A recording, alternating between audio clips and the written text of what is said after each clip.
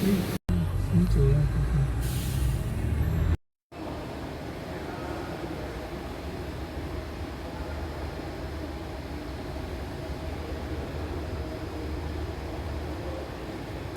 ng daan.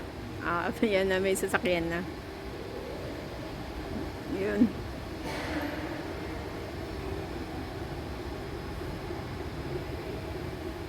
Ganda talaga ng mga puno. Bago yung mga dahon.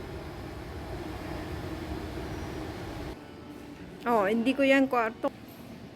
Yan yung sala namin. Dining set namin. Oh. Diba? Ang ganda. Yeah. Ang ganda. Oh, ayan yung study room namin.